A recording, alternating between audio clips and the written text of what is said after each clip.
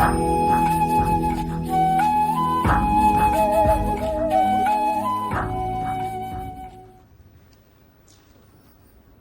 भर में आज कैंसर डे मनाया जा रहा है।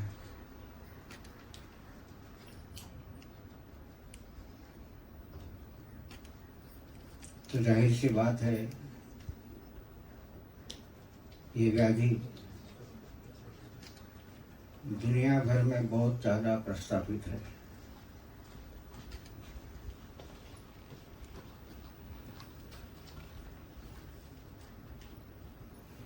यदि दुनिया भर में प्रस्तावित है तो प्राप्त परिस्थितियों में आयुर्वेद का जो स्थान उद्दिष्ट जग भर के लिए हो, तो हमारे लिए भी ये बहुत महत्वपूर्ण डे है, क्योंकि हमारी ये आगे की जिम्मेदारी है हम इसके बारे में कुछ सोचें।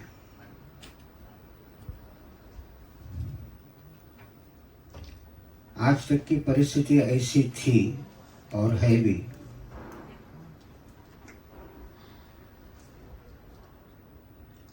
आयुर्वेद की चिकित्सा लेने के लिए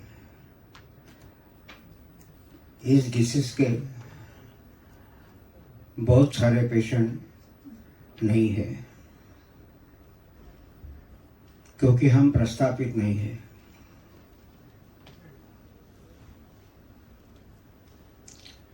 और जो भी कुछ आते हैं वो उनकी सब आशाएं समाप्त होने के बाद इधर भी कुछ है ये सोचने के लिए आते हैं। तब तक बहुत सारी देर हो चुकी होती है। तो हमारे पास भी कोई उसका ज़्यादा असरदार चिकित्सा का परिणाम ढूंढने में बहुत सारी दिक्कतें होती है। मैंने कहा कि आज के प्राप्त परिस्थितियों में हमें जो सोचना है आगे की तरफ,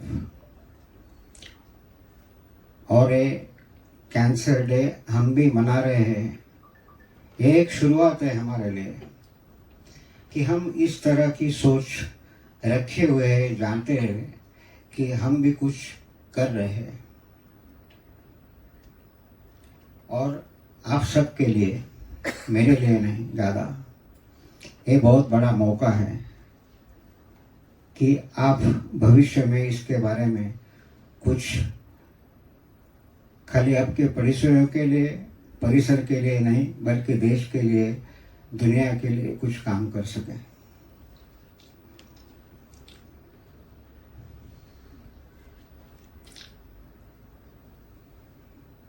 बहुत सारी बीमारियां ऐसी है जिसके लिए आज भी आधुनिक वैज्ञानिक और आधुनिक वैद्यकीय शास्त्र जो है वो प्रस्तावित ढंग से बस इतना ही और यही सब कुछ है, ऐसी हमारी मानसिकता निर्माण करते हुए आ गए हैं। शायद ये गलत भी है, शायद सच भी है, उसके जिम्मेदार शायद हम भी हैं। जो भी कुछ है, यदि हम जानते हैं कि एक कैंसर शब्द हमारे आयुर्वेद शास्त्र में कैंसर शब्द से प्रस्तावित है नहीं,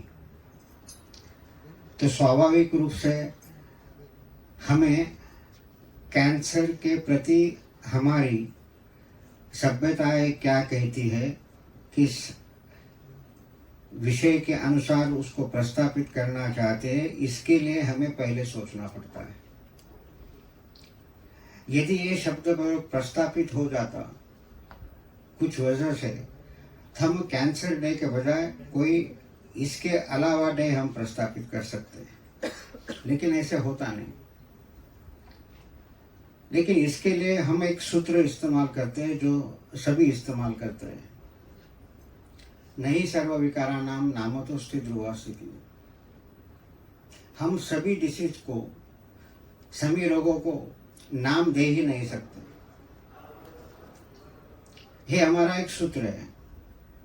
जैसे कि दुनिया में कोई सिंड्रोम बताए जाते हैं, वो सिंड्रोम ऐसे होते हैं जो थोड़े से समुदाय में और विशिष्ट जगह पे होते हैं, और वो सिंड्रोम जो कोई खोज निकालता है उसके नाम से उसे जाना जाता है, क्योंकि वो प्रस्तावित डिसीज नहीं होता, वो सिंड्रोम कहलाता है।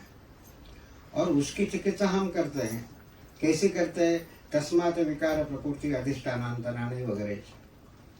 ये सब बातें जब हम इस तरह की करते हैं तो इस विषय में भी हम ऐसे बताते चले आ रहे हैं बहुत सारे लोग कि हमें कोई नाम की आवश्यकता नहीं है, हम इसकी चिकित्सा कर सकते हैं। किस तरह?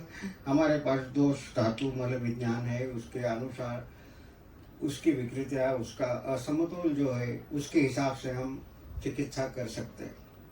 लेकिन मेरा एक सवाल है छोटा सा।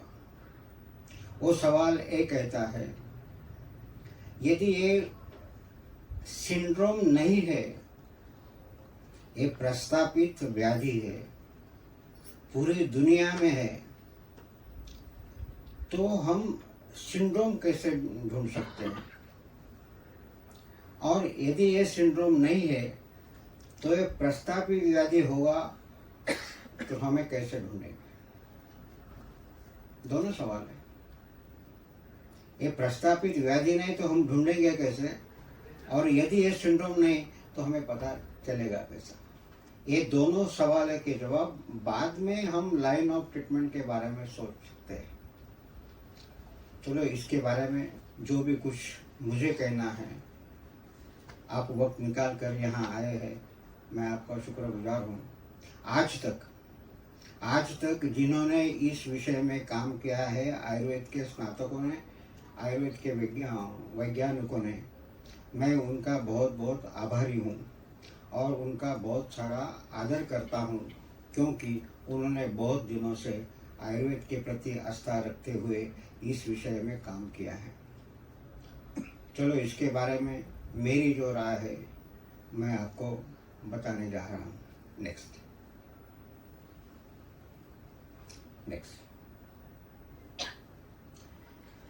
ये सारे फोटोग्राफ्स है, आप देख लेना। ये सारे फोटोग्राफ्स मैंने नेट से लिए हैं। जो नेट से लिए हैं वो सारे फोटोग्राफ कैंसर के, सीए के रिलेटेड साइट से लिए गए हैं। आप वो देखते जाइए, थोड़ा सा वक्त लगेगा तो चलेगा, लेकिन पूरे इच्छा से देखिए। Next next next next next next next next next next मैं बता चुका हूँ कि ये सारे फोटोग्राफ मैंने कैंसर रिलेटेड साइट से लिए हैं। अब इसका डिस्क्रिप्शन मैं आपको बता रहा हूँ, आपको कैसा लगता है वो देखो। ये जो फोटोग्राफ्स आपने देखे, इसके बारे में जो डिस्क्रिप्शन है वो बता, यदि वो सही है गलत है आप बताइए।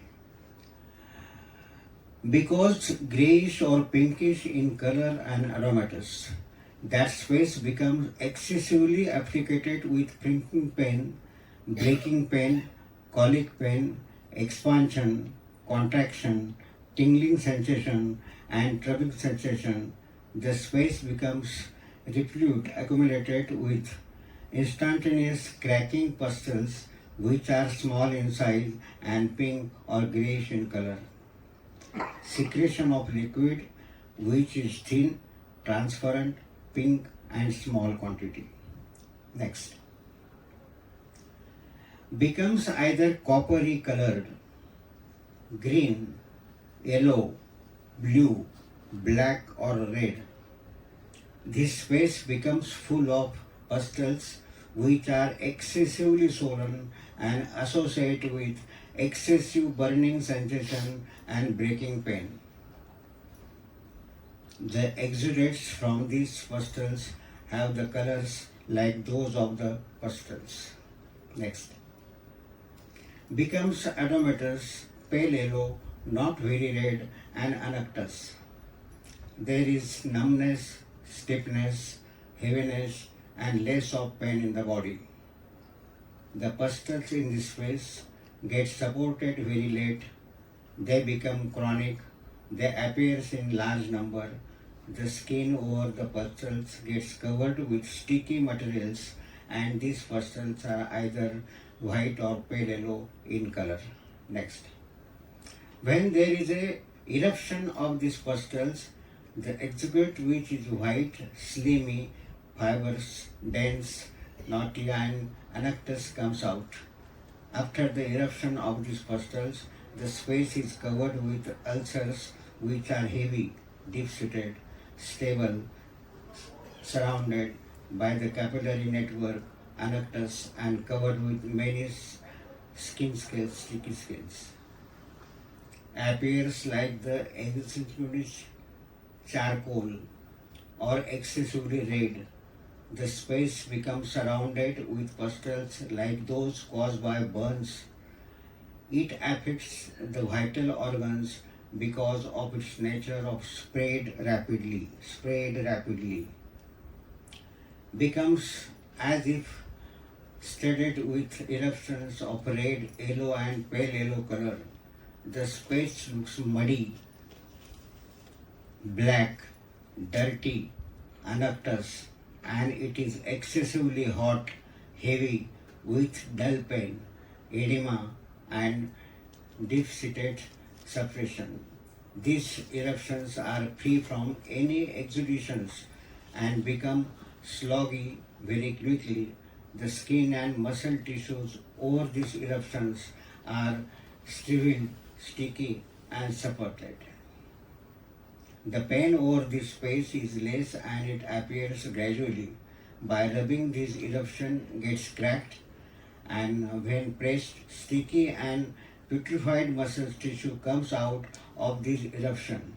In the space at the bottom of this eruption, after taking out the slope, one can visually visualize the ligaments and smell like that of dead body. Smell like that of dead body is emitted from this space. The patient loses consciousness, memory and it's incurable. These enlarged glands get supported very slowly and the ailment is difficult to cure. The ailment gets difficult to cure. Besides, a series of glandular enlargement located in vessels, ligaments or nerves, muscles, skin. These enlargement glands are extremely painful and some of these might be elongated, some round in space and some of these are red to color.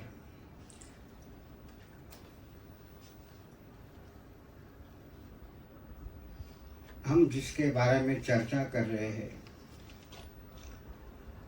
मैं चाहता हूँ कि चर्चा से हमें कोई दिशा मिले।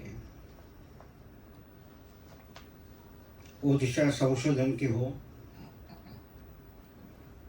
वो दिशा चिकित्सा की हो, वो दिशा हमारी सोच, हमारा एटीट्यूड आयुर्वेद प्रति कैसा हो, इसके लिए कुछ आपको मदद मिले। यही एक उद्देश्य है। मैं आगे बताने जा रहा हूँ। मैंने ये जो तरीके बताए, हमारे पास एक सिद्धांत है, सूत्र है, कर्मानुमेहा गुणा, गुणानुमेहा द्रव्या। हम कर्म के अनुसंग से गुणों को जानते हैं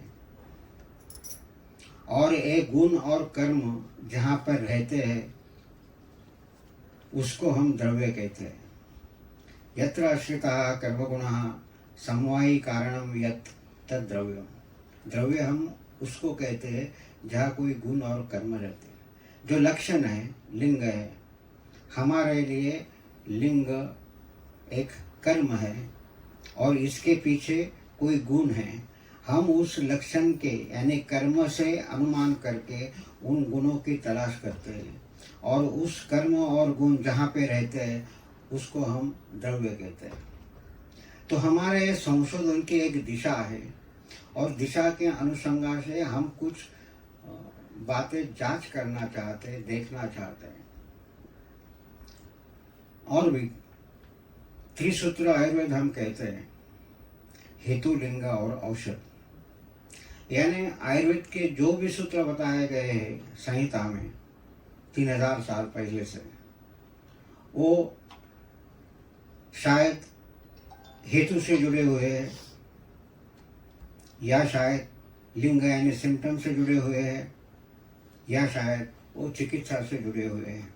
बस तीन ही सूत्र हैं, आयुर्वेद सब इन्हीं पर बेस है। तो हमें लक्षण जो है वो कर्म स्वरूप है, वो हेतु के अनुसंग से आते हैं और हेतु में गुण छुपे होते हैं। और हेतु यानी वो जो कर्म बनाते हैं, वो कर्म जो गुण से छिपे होते हो, वो गुण और कर्म जिस स्थान से रहते हैं उन्हें हम संशोधन के रूप में द्रव्य कहते हैं। तो हमें ये दिशा देखनी है, शोधनी है कि हम हेतु, लिंग और औषधि चिकित्सा लाइन ऑफ ट्रीटमेंट हम तय करते हैं।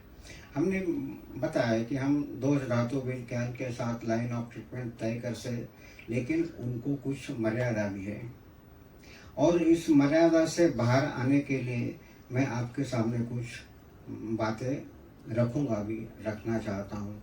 आप थोड़ा सा ध्यान देके सुनिए। तो हेतु, लिंग और औषध हमारा एक आयुर्वेद का त्रिसूत्र रूप के में बेस है। उस बेस के अनुसार हम सोचते हैं। हेतु के बारे में जब हम कहेंगे तो ये ज़्यादा महत्वपूर्ण है। आयुर्वेद हेतु के बारे में जितना भी चिंतन करने के लिए योग्य है, दुनिया में दूसरा वैदिक शास्त्र नहीं है। बहुत सारे वैदिक शास्त्रों में aetiology is unknown, cause is unknown, इस शब्दों में उसका वर्णन किया है।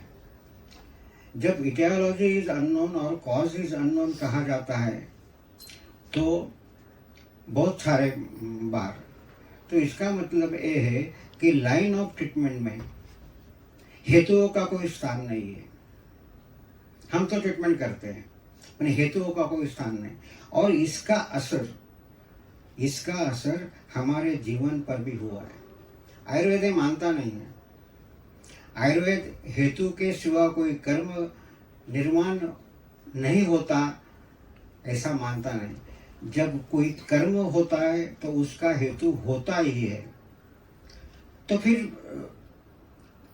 प्रश्न निर्माण होता है कि दुनिया भर के वैदिक शास्त्रों जो है वो चिकित्सा में यशस्वी कैसे होते हैं।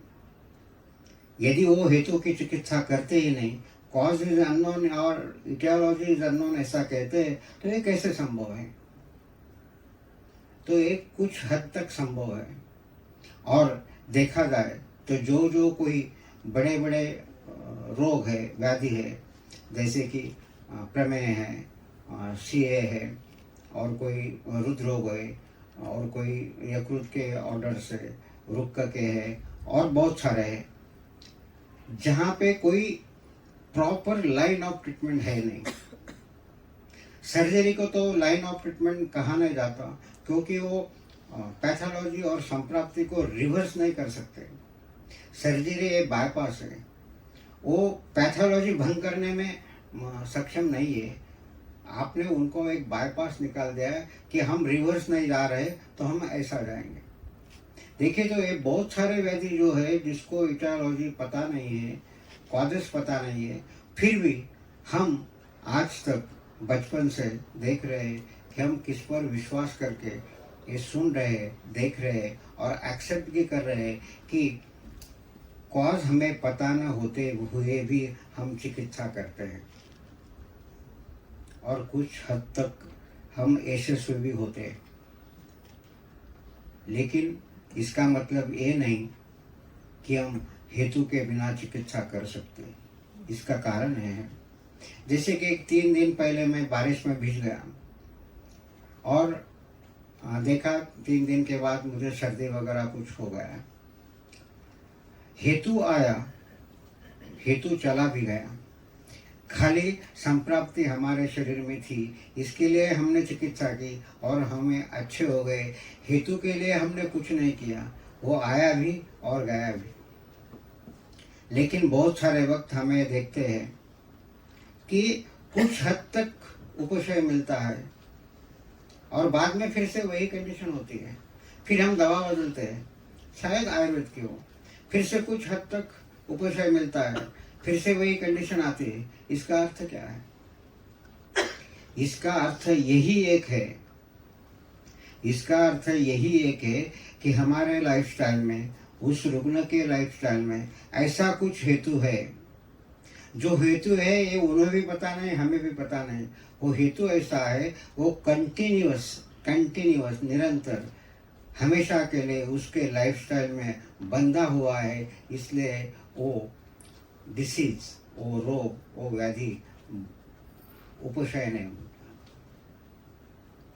तो हेतु का इतना महत्व हम जान ले तो जो कोई असाध्य व्याधि कहे जाते हैं दुनिया में, उसके लिए हेतु हमें पता न होने की वजह से और त्रिसूत्र आयुर्वेद का हेतु का ज्ञान हम अच्छी तरह से न करते हुए ये सब होता है।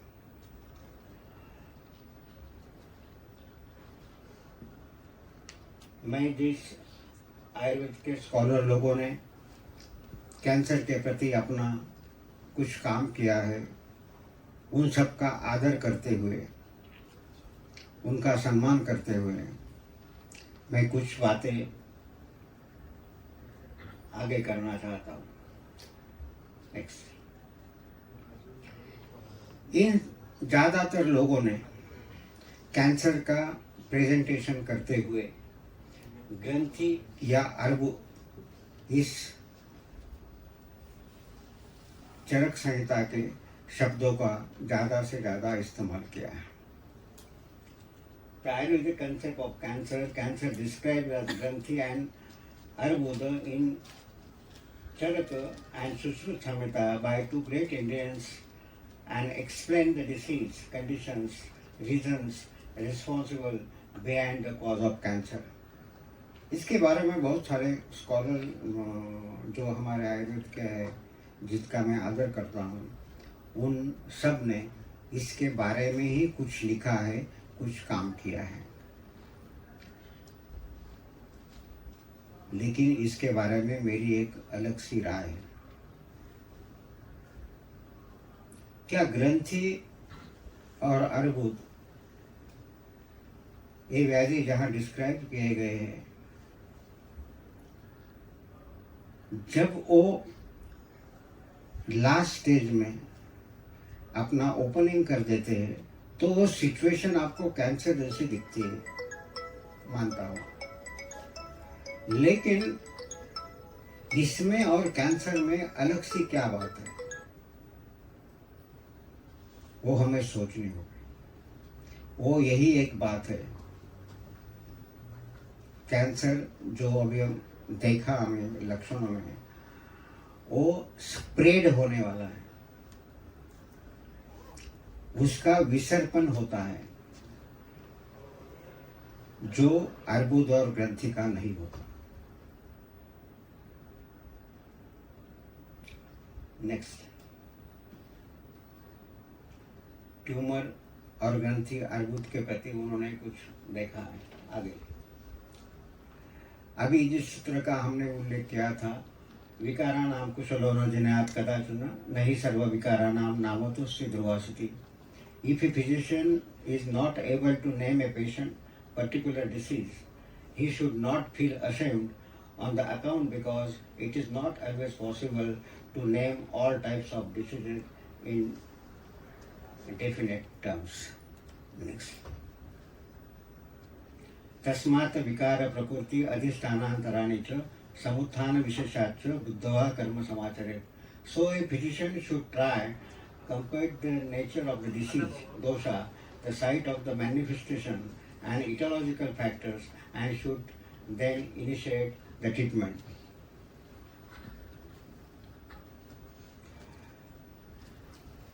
अभी इस डिस्कशन के पहले और जो कुछ बातें मैं बता रहा हूँ, इसमें की एक बात ये है, जो रिसर्च कहते हैं और आयुर्वेद में रिसर्च की बहुत सारी आवश्यकता है, ऐसा प्रतिपादन करते हैं, हमें उससे सहमत होते हैं.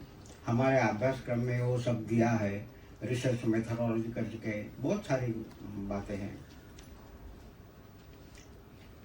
क्या आयुर्वेद के जो उपदेश किए गए हैं, जिस उपदेशों के बारे में अष्टांग हृदय में कहा है कि आयुर्वेदोपदेशेषु विधेया परमादरा, आयुर्वेद के जो उपदेश किए उसका परम आदर करो.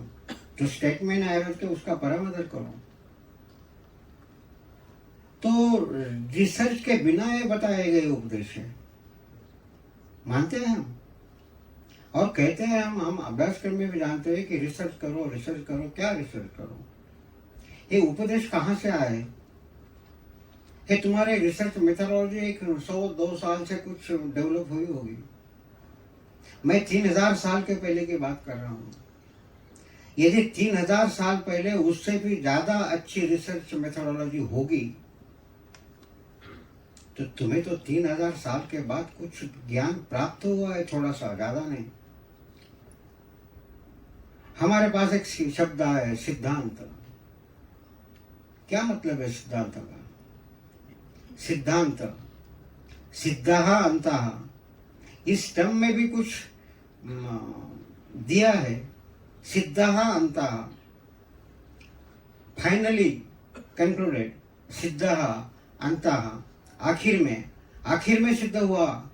आखिर में यानी कि आखिर में बहुत सारे बात ट्राई करने के बाद ऐसा अर्थ होता है.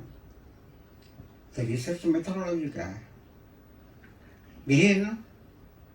उसकी व्याख्या दी है विमान स्थान में चरक के. वो ये है, सिद्धांतो नाम स यः, सिद्धांत नाम स यः परीक्षकै बहुविधम, परीक्षा ही बहुविधम, बहुविध प्रकार के परीक्षण के बाद. क्या रिसर्च मेथोडोलॉजी क्या है? यही है ना. परीक्षा हेतु विश्व, हेतु के साथ, खाली कंक्लूडर कोई ये इधर है ऐसा नहीं. हेतु के साथ, हेतु के जैसा हमने बोले 30 सूत्र है, हेतु के साथ संबंध के बाद साधयित्वा स्थाप्यते निर्णयता. हेतु और कर्म इसके साथ स्थाप्यते निर्णय, जो निर्णय स्थापित किया जाता है उसे सिद्धांत कहते हैं. इसमें 2 बातें हैं. एक, कोई जो घटना घटती है वो भी रिसर्च होता है, और उसका कार्य कारण भाव जब दिया जाता है वो अलग सा रिसर्च होता है. न्यूटन की बात हमें पता है. न्यूटन ने क्या किया? जो होता था वो फल नीचे गिरता था, वो तो सही था, सबने मान लिया था. लेकिन न्यूटन ने खाली ये किया, उसका कार्य कारण भाव जो है वो प्रस्तापित कर दिया. ये क्यों नीचे क्यों करता है? वो दुनिया का सबसे बड़ा शास्त्रज्ञ बन गया, हमारे इतिहास में आ गया. वो सिद्धांत हेतु विश्व स्थाप्यते साध्यत्व निर्णय सिद्धांत. नेक्स्ट देखिए, हमने 3000 साल पहले बता दिया है कि सिद्धांत 4 प्रकार के होते. एक है सर्वतंत्र सिद्धांत. तंत्र यानी अलग अलग विषय जो होते हैं उस तंत्र के विषय के बारे में जो बताए. लेकिन सर्वतंत्रों में जो स्थापित निर्णय होता है, सर्वतंत्र के लिए विषय कौन सा भी हो, वो एक सिद्धांत है, उसको सर्वतंत्र सिद्धांत कहते हैं। दूसरा है प्रतितंत्र सिद्धांत, यानी कि जो विषय है उसके लिए जो काम करता है वो सिद्धांत, वो प्रतितंत्र सिद्धांत है। तीसरा है अधिकरण सिद्धांत। वो अधिकरण सिद्धांत वो है कि वो जो उस विषय का जो चैप्टर है, अधिकरण है, उसके लिए काम करता है, वो अधिकरण सिद्धांत कहता है। और कहता है अभ्युपगम सिद्धांत। It is of 4 types as follows: सर्वतंत्र सिद्धांत, प्रतितंत्र सिद्धांत, अधिकरण सिद्धांत, अभ्युपगम सिद्धांत और ट्रुथ। ये क्या देखो अब क्या लिखा है, 3000 साल पहले का है। अभ्युपगम सिद्धांत और truth taken for granted, that is hypothesis, for taken for granted for discussion to prove, not accepted but taken for granted for discussion. It is hypothesis, postulations, it is abhyupagam siddhanta. Next, abhyupagam siddhanta, the hypothetical conclusion that is which is taken for granted by physicians at the time of debate, though it has not been established, has been not established nor investigated into, nor taught, nor even based on reasons, और reason हेतु का भी उसके लिए कोई अनुमान fix नहीं किया गया है। ऐसा जो हाइपोथेसिस होता है, तो दुनिया भर के आज के वैज्ञानिकों के, वैद्यकीय वैज्ञानिकों के पास जो भी स्टेटमेंट है वो सब हाइपोथेसिस है, क्योंकि उसका कार्य कारण भाव दिया नहीं है और हम उसके आगे कुछ बताना चाहते हैं, देखना चाहते हैं।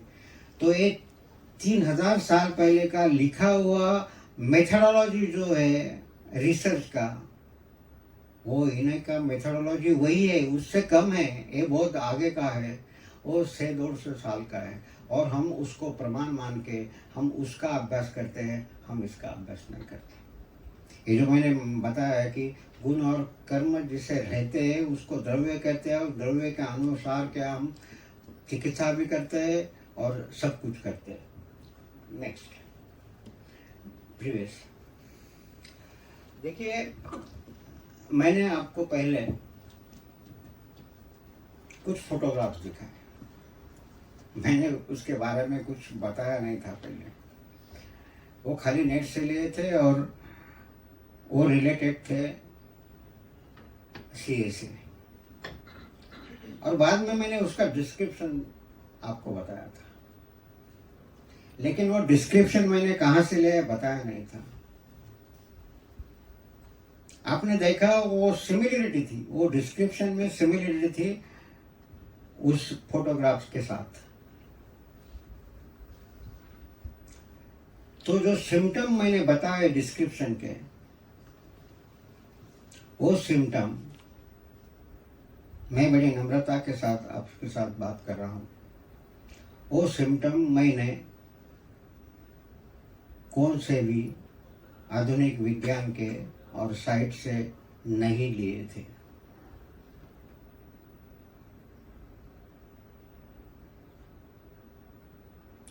जो डिस्क्रिप्शन हमने देखा वो डिस्क्रिप्शन उसी फोटोग्राफ का था,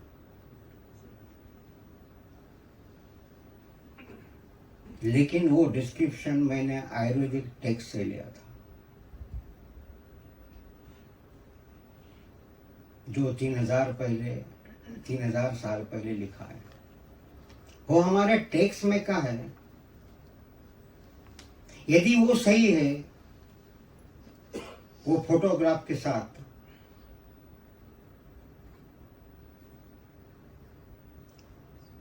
और जहां भी दिया है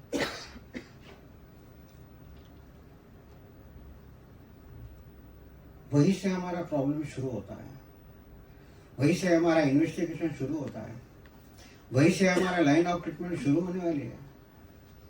यदि वो सही है कर्मानुमेयः गुणः गुणानुमेयः द्रव्य यत्र आश्रिताः कर्म गुणाः समवायी कारणम यत् तद्द्रव्य।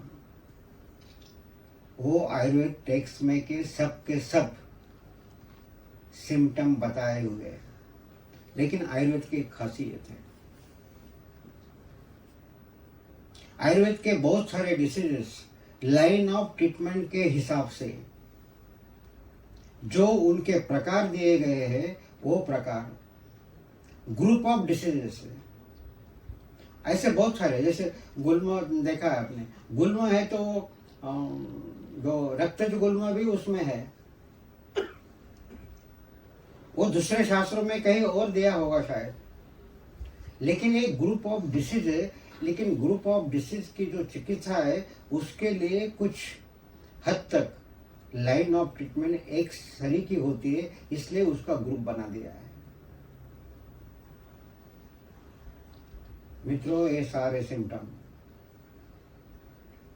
मैंने आयुर्वेद के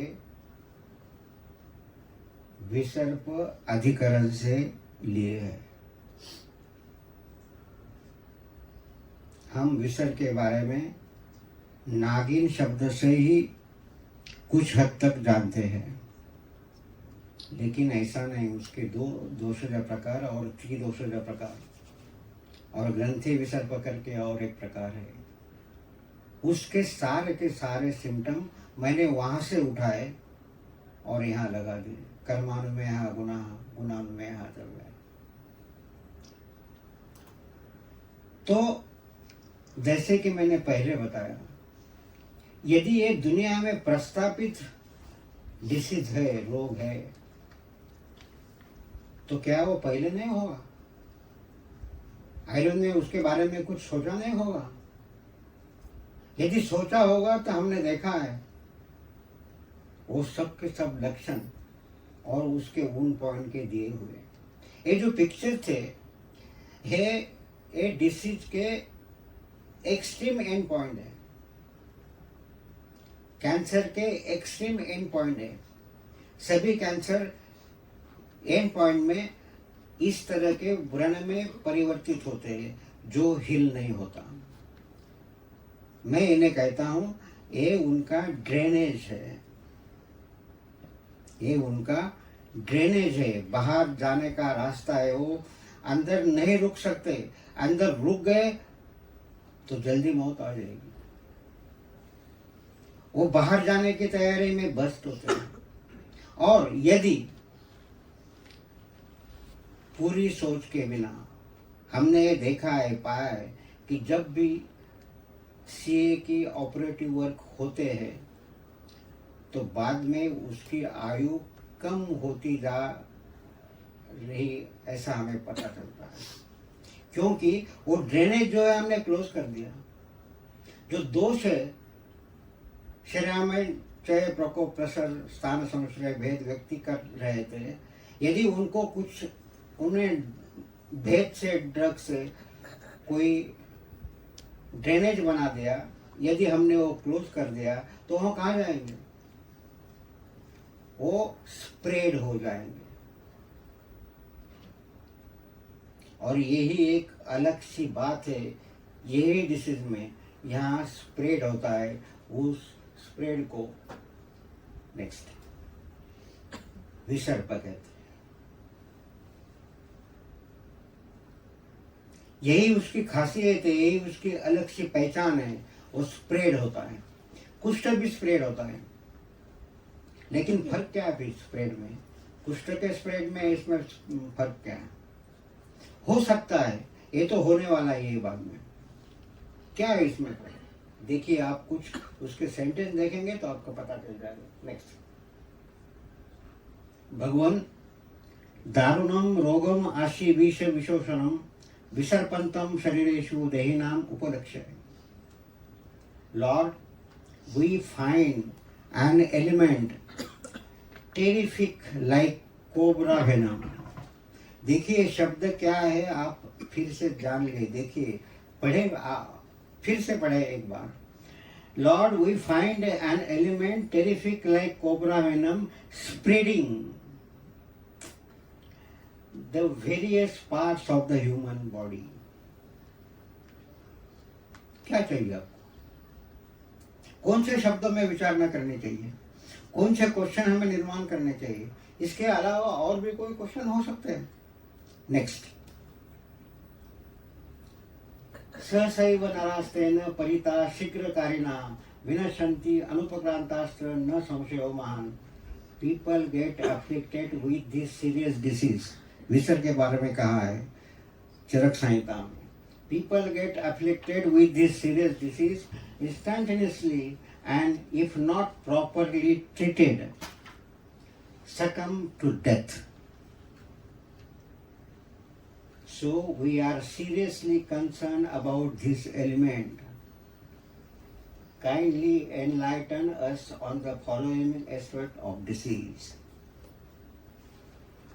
अग्निवेश को शिष्य ने कहा है, पूछा है, यही पूछा है जो दुनिया आज पूछ रही है. दूसरा क्या पूछा? नेक्स्ट, विविधम सर्पति ये तो विसर्पस्तेन संस्कृतः परिसर्पो अथवा नामना सर्वथा परिसर्पणा. This element is called visarpa because it spread. और सीए में आखिर में यही होता है, दूसरा कुछ नहीं होता. इन डिफरेंट डायरेक्शंस, विविध, in different directions, this is also called parisarpa because it spreads. इसीलिए उसको विसर्प कहते हैं, जो स्प्रेड होता है ऑल ओवर द बॉडी. परिथ, ऑल ओवर द बॉडी, ये यही बात है, दूसरी कोई बात नहीं. नेक्स्ट, उसके दूसरे भी है the 7 dhatus, that means all dhatus. देखो कैसी बात है. All dhatus give rise to visarpa. रक्त, ब्लड, लसिका, त्वक, मांस, muscle tissue and 3 doshas, that is Vayu, Pitta and Kapha. Next, previous. तो विशेष करके उन्होंने रक्त को भी कहा है, दोषों को भी कहा है और सप्त धातु भी कहा है. तो ये जो सब के सब दुष्य दिए हैं, तो बॉडी में बचा क्या है? सब तो सबको कैंसर के लिए सब दोष धातु मल अफेक्टेड हो सकते हैं. नेक्स्ट, जो मैंने पहले सिम्टम दिखाए थे और उसके ओरिजिनल जो है वो इधर दिए हुए हैं. इसके लिए मैं ज़्यादा वक्त नहीं लूँगा. जो मैंने बिकॉज ग्रेइश और पिंकिश इन कलर एंड एडिमेटर्स, उसका जो संस्कृत वर्जन है तो इधर दिया हुआ है. सो अवकाश शाव वर्ण भाषा शवोत्मान निस्तोद भेद शूलाय संकोच गात्रम प्रप्लेयते अनुपक्रांता हाथोपिचते शीघ्रम भेदई स्फोटक स्तनुग्राणी शावर्ण तनु विषादरुण. ये मेरे मन के नहीं थे, वे विश्व में दिए हुए सिम्टम थे. जो सिम्टम एंड प्रोडक्ट जो होता है से कि वो पिक्चर हमने देखे, उस पिक्चर के जो पिक्चर थे इसमें दिए. चरक चिकित्सा 21वां अध्याय 30वां श्लोक है. Next page. तो अभी ये साइमल्टेनियसली मैंने जो पहले बताए थे उसका वो ओरिजिनल टेक्स्ट जो है संस्कृत का वो इधर दिया है. आप थोड़ा सा पढ़ते जाइए. बर्निंग सेंसेशन भी है, ब्रेकिंग पेन भी है. Next,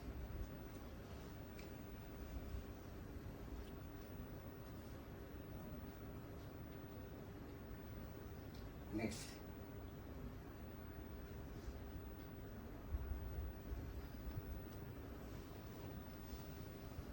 next.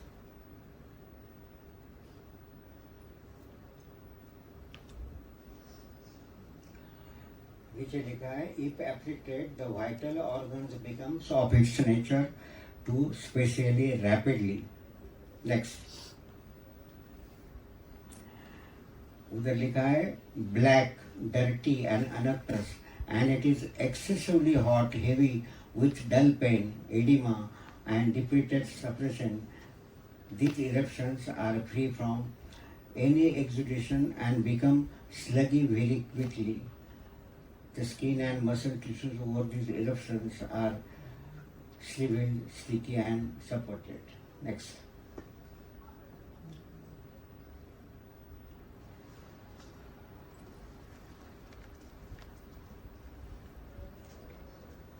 Next.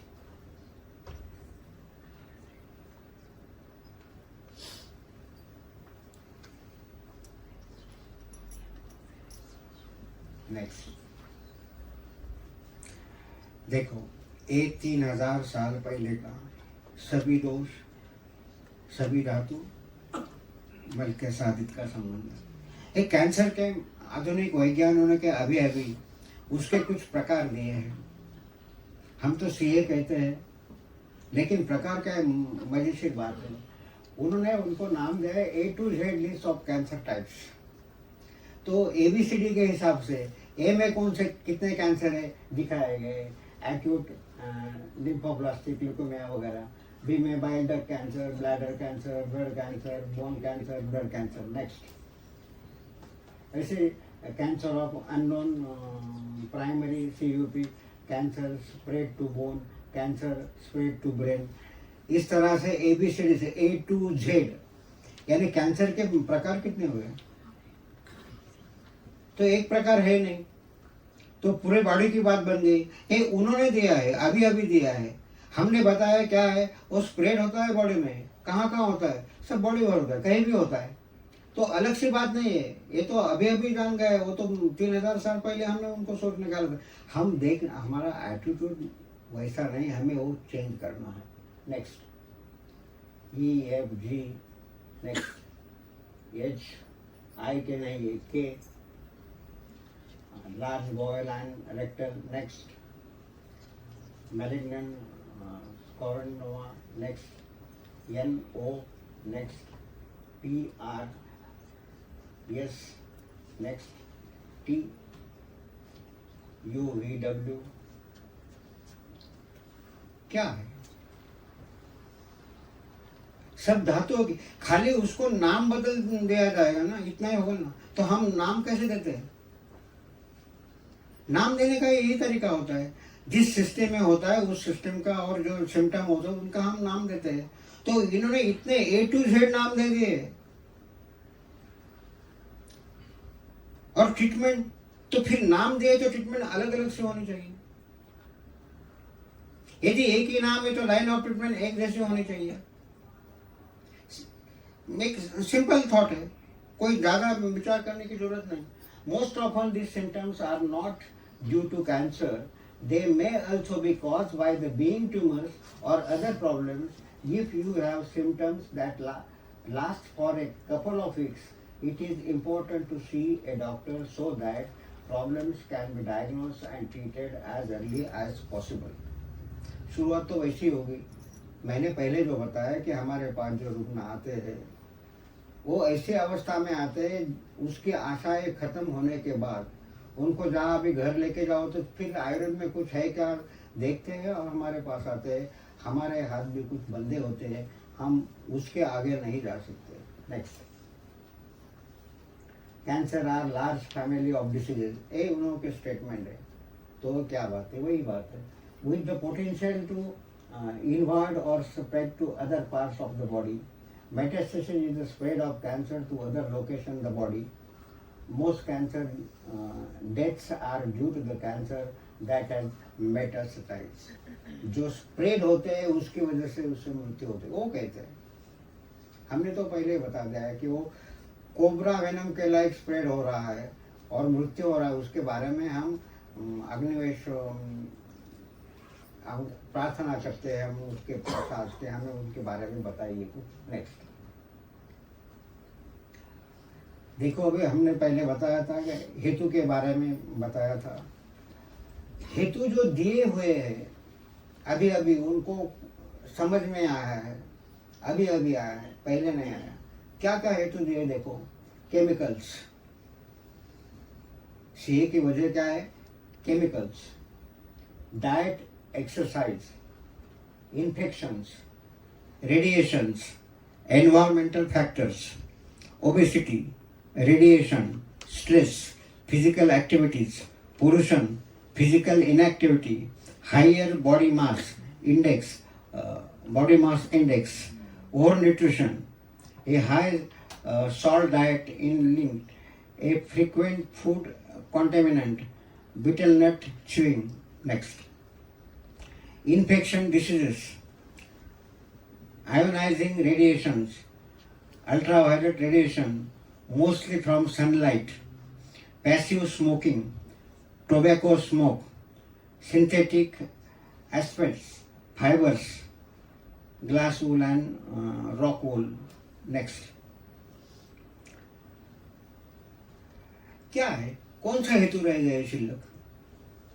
पूरे बॉडी भर बहुत सारे कैंसर है और सब के सब दुनिया में जो हेतु है वो उसमें आ गए, अलग से क्या बात है? इसमें greater than 30% of cancer deaths could be prevented by avoiding risk factors including, खाली 30%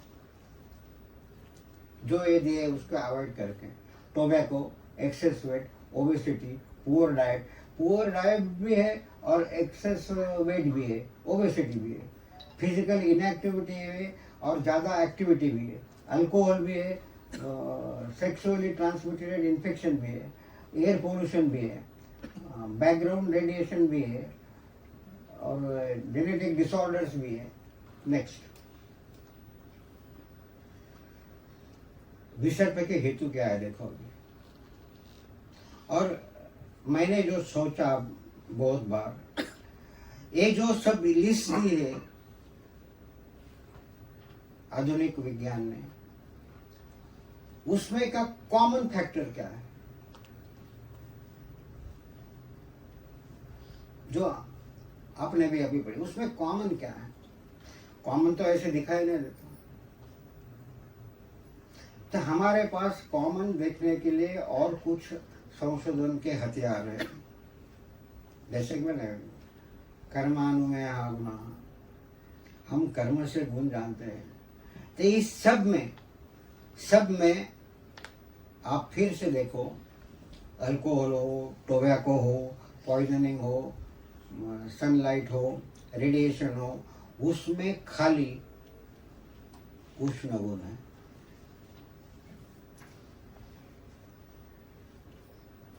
और हर कैंसर के रुग्ण में उष्ण गुण का कंटिन्यूशन में होना, जो उन्हें पता नहीं, हमें पता नहीं, ऐसी कोई चीज उसके लाइफस्टाइल में होती है। अभी हमारे हेतु क्या है वो देखो, विधा ही अन्नपानानि, विधा निर्माण करने वाले जो भी अन्नपान है, बहुत सारे अन्नपान विधा निर्माण करने वाले पता है, लेकिन एक ऐसा भी विधायी अन्नपान है जो हमारा पहले लिया हुआ भोजन यदि हजम होने के पहले हम दूसरा भोजन कर लेते हैं तो उस अन्न का विधा हो जाता है, वो भी विधायी अन्नपान है। और विधायी अन्नपान उष्ण गुण से जुड़ा है। विधायी अन्नपानानि विरुद्धम स्वपनम दिवा क्रोध व्यायाम, यानी अति योग जो भी कोई क्रोध व्यायाम, सूर्य, उन्होंने सनलाइट दिया है, ज़्यादा सनलाइट का उसमें काम करना है, सनलाइट, अग्नि प्रवाताश्च विवर्जयेत्। ये कहाँ है कि इसका विवर्जन करना चाहिए, क्योंकि वो हेतु से रिलेटेड है। The patient suffering from visarpa should avoid the following food and drinks which are विधायी, mutually contradictory ingredients of food and drinks, जिसका विष होता है, जो विरुद्धान्न होता है। विरुद्धान्न का मतलब क्या है? उसका विष होने वाला है। वो विष होता तो विष क्या बनेगा? कुछ नहीं बनेगा। विष कोई ठंडा ठंडा है, कोल्ड ड्रिंक ऐसा तो होगा नहीं। Sleep during the day time, anger, physical exercise and envy and exposure to the hot rays of the sun. जो पुअर लोग होते हैं, वो जो सनलाइट में काम करना पड़ता है, उनको भी होता है, और जो श्रीमंत होते हैं उनको भी होता है। उनके हेतु अलग अलग हो सकते हैं, लेकिन उनका तरीका जो होता है वो हॉट क्वालिटी से ही जाता है। नेक्स्ट, लवण, अम्ल, कटु, ये तो डायरेक्ट दिखाए, हमें तो पता है उष्ण है, उसके बारे में तो कोई सोचने की जरूरत नहीं। लवण अम्ल कटु उष्णानाम रसानाम अतिसेवनात् दध्यम्लमस्तु सुप्तानाम सुरासौ विरकस्य, ये सारे सारे उष्ण गुण से संबंधित है। नेक्स्ट, एक्सेसिव इंटेक ऑफ मध्य जो दिया है उन्होंने, मध्य, मध्य तो उष्ण ही है। मध्य a type of cold drinks, राग एंड शारव, preparation of excessively hot ingredients, intake of heritage ingredients eaten in raw from the description of sutra. Okay, next. कुर्चिकानाम, किलाटानाम, सेवानाम, मंदकस्य च, दग्धम, शांडिकपूर्वानाम, ये सब जो है वो उष्ण गुण से संबंधित है। फर्मेंटेड ड्रिंक्स का है उनको। नेक्स्ट, तीलम आशुकुलत्थानाम, तैलानाम, पैष्टकस्य, ग्राम्योपदानाम, मांसानाम, लसुनस्य, हे अति योग जो होता हो इसका तिल, तिल भी कारण है और लहसुन भी कारण है।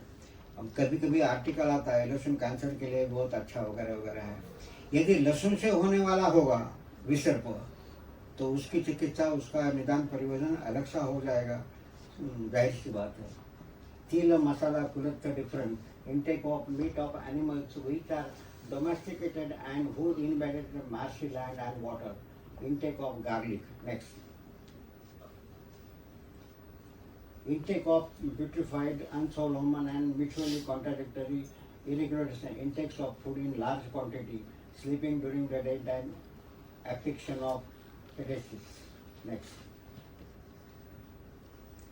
ये कारण उन्होंने भी दिए, इंजुरी, बंध, being the time to ropes and falls, exposure to hot sun and excessive physical work, exposure to the poisons, strong wine and fire. Next, अभी लाइन ऑफ ट्रीटमेंट की बात शुरू होती है।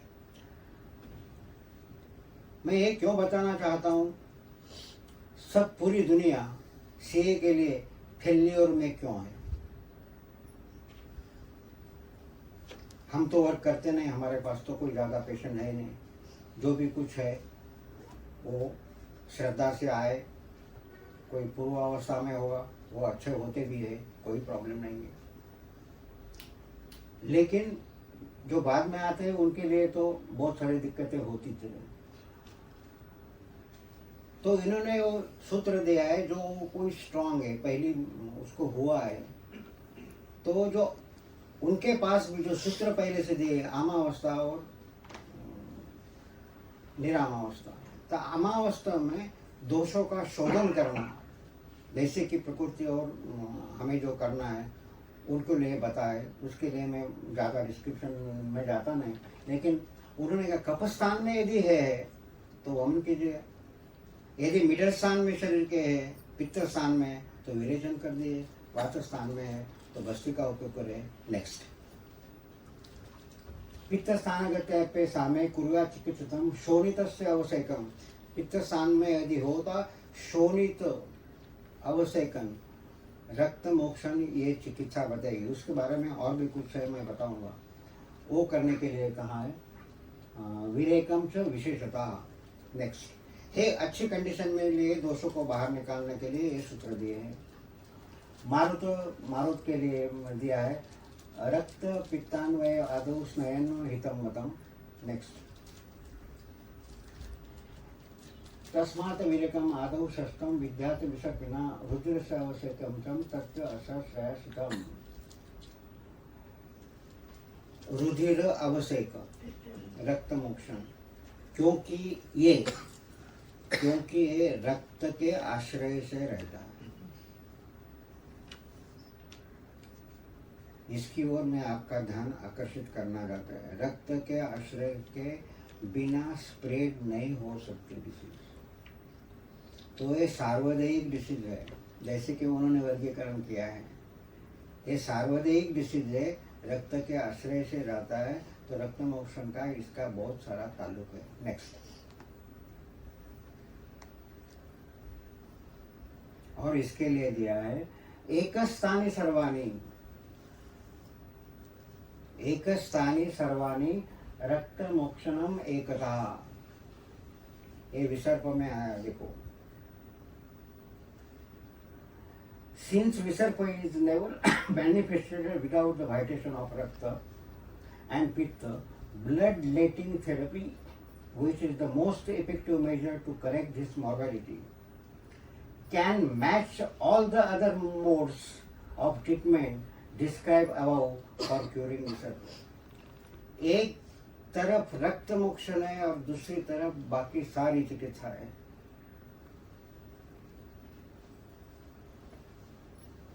ये हमारा बेसिक सूत्र है। और आजकल विशेष करके ल्यूकेमिया की जो ट्रीटमेंट बताई गई है, पूरा ब्लड ट्रांसफ्यूजन बताया है। क्या मतलब है इसका? पूरा ब्लड ट्रांसफ्यूजन, पूरा ब्लड ट्रांसफ्यूजन नहीं है वो, पूरा ब्लड रक्त मोक्षण है। वो करने के सिवा ब्लड ट्रांसफ्यूजन नहीं हो सकता। पूरा का पूरा रक्त मोक्षण, पूरा का पूरा रक्त मोक्षण यदि हम करते हैं,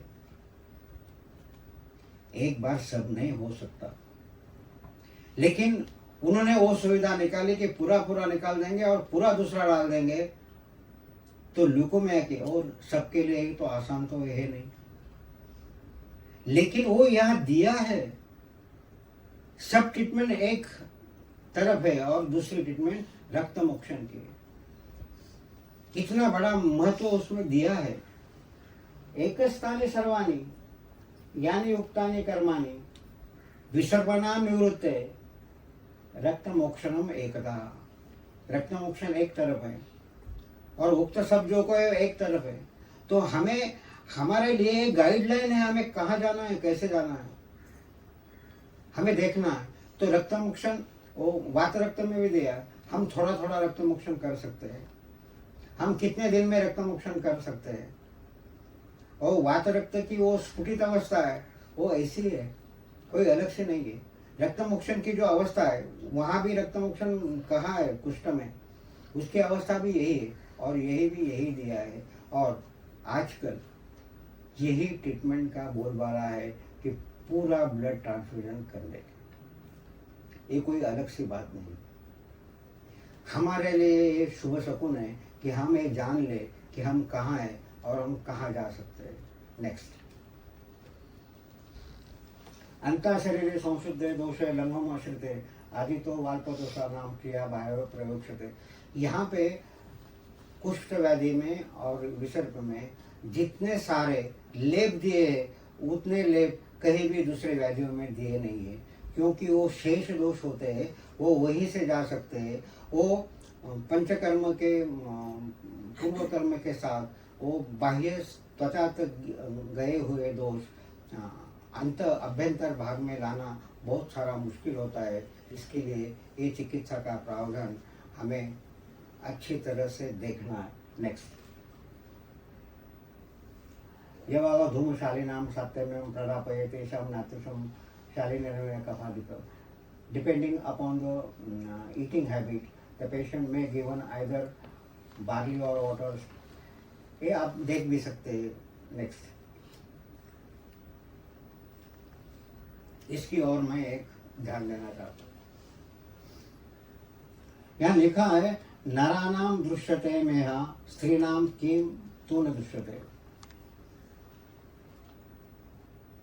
देखा है कि नरानाम दृश्यते मेहा स्त्रीणाम किम तू न दृश्यते अन्नपान विशेषेण दुष्य क्रमेण च रजा प्रवर्तते यस्मिन् मासी मासी विशोधयेत् सर्वान् धातुष दोषाश्च न प्रमाणन्ति श्रिया। नेक्स्ट, रजा प्रसेकानां नारीणां मासी मासी विशुद्धति सर्व शरीर दोषाश्च न प्रमायन्ति Shriya. Monthly menses causes cleaning of body doshas, hence women are not afflicted with prameya etc. ये दी हुई बात है कि जिनका पीरियड रेगुलर और अच्छा होता है, उन स्त्रियों को प्रमेह आदि विकार नहीं होते तुलना में ज़्यादा पुरुषों से। ये दिया हुआ है। क्या मतलब है इसका, आगे देखेंगे। नेक्स्ट,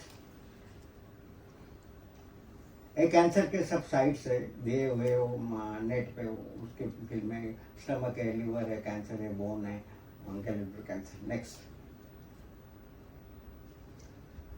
ये क्या है देखो। अभी मैंने एक पहले सूत्र दिखाया, अब ये स्टेटमेंट दिखा रहा हूँ, वो मेरा नहीं है, वो आधुनिक शास्त्रों का है। Cancer mortality is higher among men than women. Cancer mortality is higher among men than women. Percentage दिया उनका। When comparing groups based on the race, ethnicity and sex, cancer mortality is highest in African American men and lowest Asian Pacific Iceland women. Next.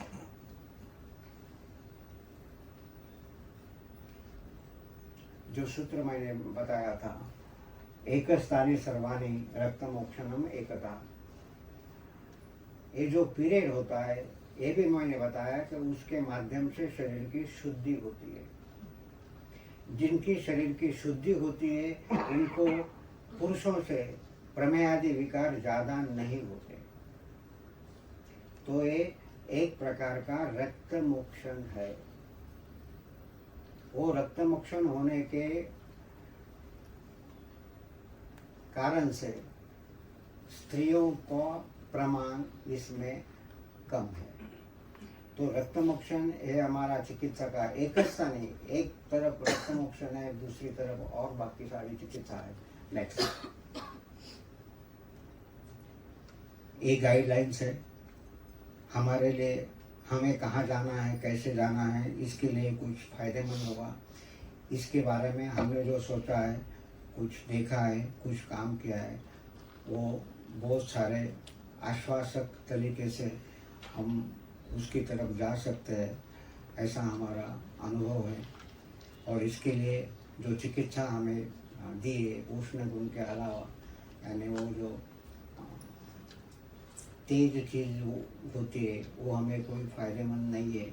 और जैसे कि हमें रसायन देना है तो हमें उष्ण गुणों का रसायन नहीं देना चाहिए। इसमें जो मधुरिपक है शायद हम दे सकते हैं, शतावरी का हम उल्लेख कर सकते हैं, वो स्त्रियों के लिए भी उपयुक्त हो सकता है।